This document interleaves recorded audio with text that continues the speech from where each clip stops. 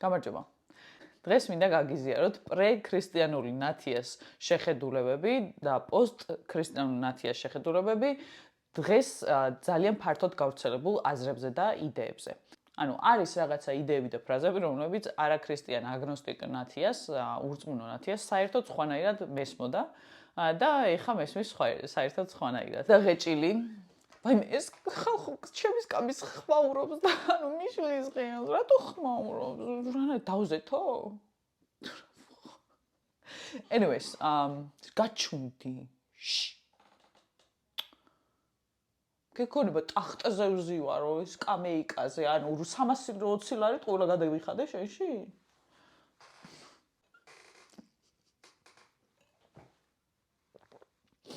This is so annoying. შეიყვარე შენი თავი, ეს გადაღეჭილი ფრაზა ალბათ უკვე ყველას ყელში გაქვთ, იმდენად ხშირად შეიძლება გაგეგოს რა, იმიტომ რომ ძალიან პოპულარულია დღეს. მთელი დედამიწა საკუთარი თავის შეყვარებაზე ლაპარაკობს. და ეს რატომ ხდება? იმიტომ რომ აღმოაჩინეს ჩემი აზრით ადამიანებმა, რომ ძალიან ძნელია შენი თავი გიყვარდეს. ანუ ეს ეგოისტურად ყველას გვიყვარს ჩვენი თავი და ყველას პირველ რიგში ჩვენი თავი გვაინტერესებს და ეგია რომ ბიბლია იმაზე გველაპარაკება, რომ როგორმე სხვა შევიყვაროთ ჩვენი თავისნაირად რა. ანუ ისედაც გვიყვარს ჩვენი თავი, მოკლედ, ოღონდ ისე ეგოისტურად რა და ეგეთი სიყვარული სამწუხაროდ არ გვაბედნიერებს, ანუ არც შვებას არ გვაძლევს, არც სიმსუბუქეს, საკუთარ თავის ეგოისტური სიყვარული გაცარიელებს და გამძიმებს რა პირიქით, იმიტომ რომ იქ სხვას ედარები, ვიღაცაზე ნაკლები გგონია თავი, იმიტომ რომ შენ თავი გიყვარს, შენ მაგარი გონია, მაგრამ რო ედარები, იქ უკვე ვეღარ მოგწონს შენ თავი საკმარისად და ნუ მოკლედ რა, მაგ იმაში რა ქვია, აჯაფსანდალში ვართ მთელი დედამიწა და ამას ხვდება ხალხი სავარაუდოდ, რომ რაღაცა აი ვერ გვიყვარს რა, ჩვენი თავი სწორად და რა ხდება. ხო და ქრისტიანობაში მოbrunებამდე მეგონა რომ ხან რა, რომ როგორი მეთოდით შემეძლო თავის შეყვარება მეც რა, იმიტომ რომ მეც მივაგენი მაგას, რომ ხო მეთქი აშკარად რაღაცა ვერ არის აქ რა, ანუ ეგოზე დამყარებული სიყვარული არ არის ჩვენ თავის მიმართ და მეთქი რა ხდება, როგორ შეიძლება უშველოთ ამას. ნუ ხან გურუები სუსმენდი ვიღაცა კოუჩებს, ხან self-help წიგნებს მივაწყდებოდი, ხან YouTube ვიდეოებს, ხან აღმოსავლური სულიერებიდან რაღაცებს. ცოტა ხანი ვწდიდი, მეგონებოდა რომ აღმოვაჩინე რაღაცა cure და მე მივხვდებოდი ხოლმე რომ არა, თავს ვიტყვებ აქაც და ვერ იყوارებ რა, თავს სწორად ვერ იყوارებ, თორე ეგოისტურად ვიმეორებ ყველას გვიყვარს თავი, რაც პირიქით არაპროდუქტიულია რა, რეალურად. თვით შეფასებასთან. Anyways, მთელი მსოფლიო გაგიჟებულია, გადაგლეჯილი აქვს ტვინები, რომ როგორ შევიყვაროთ თავი და ზოგს რა ფორმულა აქვს და ქრისტიანულად არის ესეთი, რომ თავის კვლევაში უნდა ჩავარდე რა, ღმერთთან ერთად. ღმერთის დახმარებით შესაძლებელია, რომ თავი უკეთ და უკეთ გაიცნო, რომ თავის კვლევა აწარმოო ყოველთვის რა და დააკვირდა შენ თავს სიტუაციებში და ასე შემდეგ. მაგალითად, ქრისტიანობაში მოbrunებამდე მჯერო ღრმად მწამდა, რომ ეს საერთოდ არ ვიყავი შურიანი. ანუ მჯეროდა, რომ არ ვიყავი შურიანი, იმიტომ რომ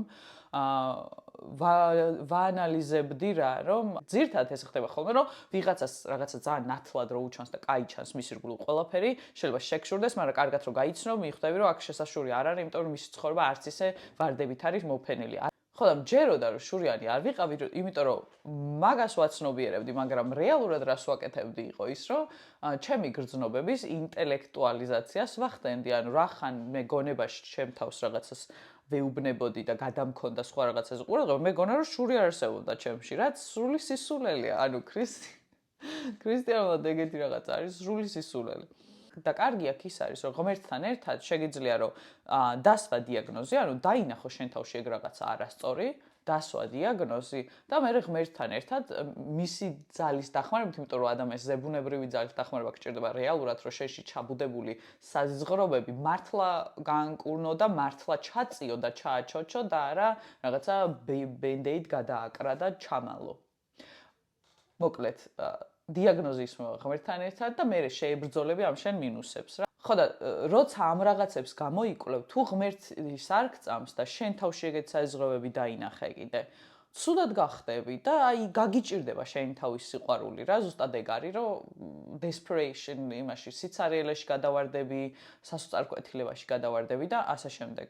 შეიძლება საერთოდ შეუყვარებელიც კი გეგონოს თავი. არა და რეალურად გიყვარს ეგოისტურად, მაგრამ მაინც შეიძლება შეუყვარებელი გეგონოს თავი და ვერასდროს რო არ იმსახურებს სიყვარულს ეგეთი და ასე შემდეგ. ამიტომ, როცა შენ თავს იკვლევ, თან კარგი არის რომ ღმერთთან ერთად გამოიკვლიო, რომ აცნობიერებდე იმას, რომ ანუ ღმერთი შენი გულის უღრმეს კუნჭულში ჩაბუდებულ ბოღმასაც კი ხედავს და მაინც უყვარ ხარ.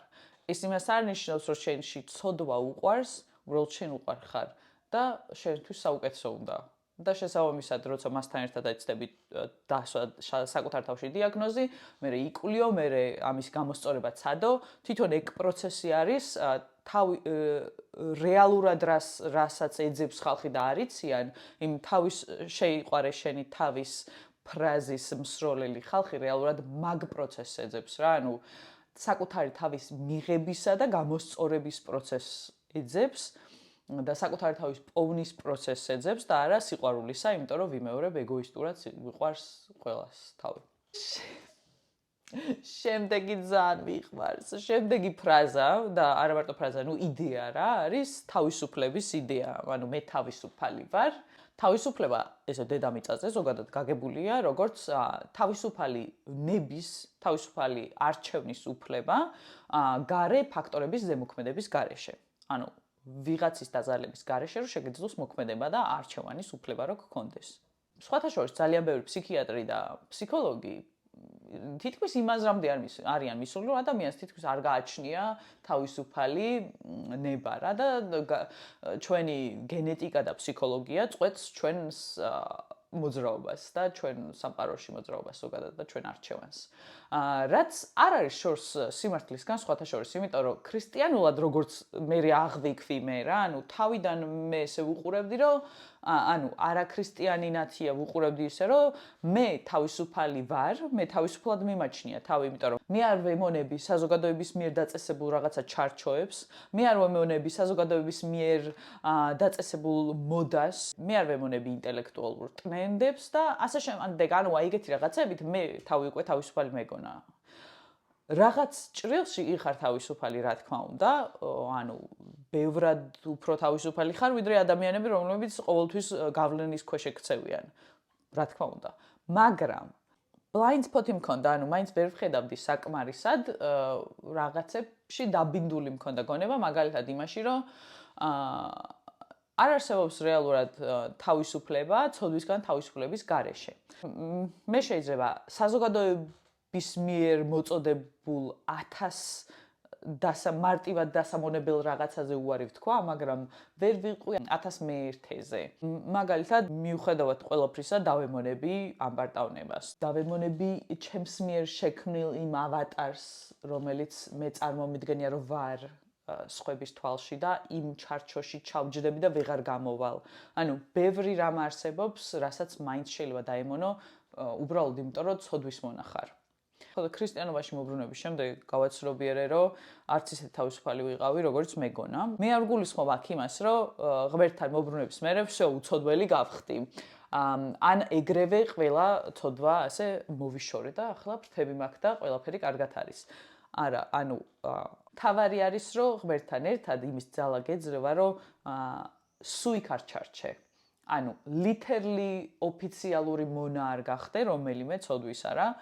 შეცდე, მაგრამ არ იყო მონა. არ ვიცი ხა ქრისტიანი ვინც არ არის ამ ეტაპზე იმისთვის რამდენად გასაგებად ვლაპარაკობ. შეიძლება არ ვლაპარაკობ თლად გასაგებად და მე მაპატიეთ, ანუ თუ რამე კითხვები გაჩნდება და თუ შემეძლება რომ უპასუხო, ოცილობად უპასუხებ. ხო და წეგან რომ ვახსენე, რომ ფსიქიატრები, ფსიქოლოგები და ასე შემდეგ რომ იძახიან, რომ ადამიანს კი და ზოგი ფიქრობს მართლა ესე რა, რომ ადამიანს არ აქვს თავისუფალი ნება.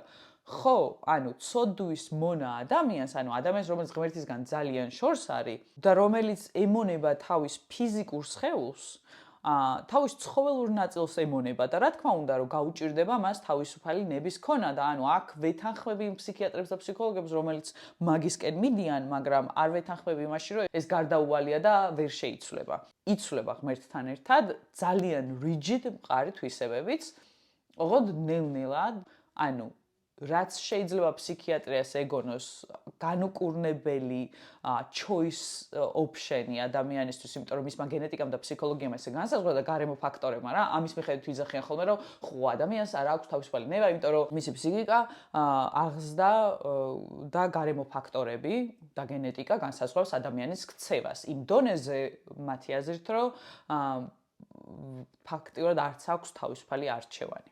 ხო და ანუ კი, ღმერთისგან ძალიან დაშორებულ ადამიანს ძალიან გაუჭირდება კონდეს თავისუფალი არჩევანი. კი, ვეთანხმებ მაგაში.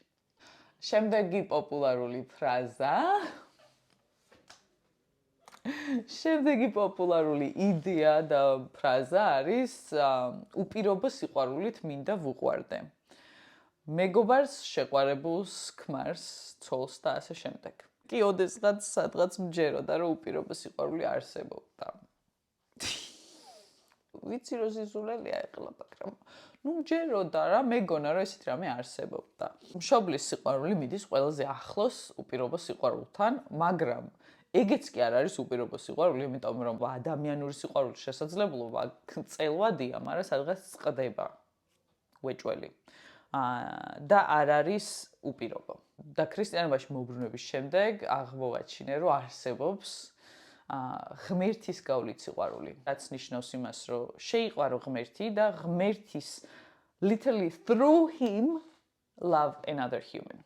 ანუ მისი გავლით გიყვარდეს მეორე ადამიანი. ეს რას ნიშნავს ახლა?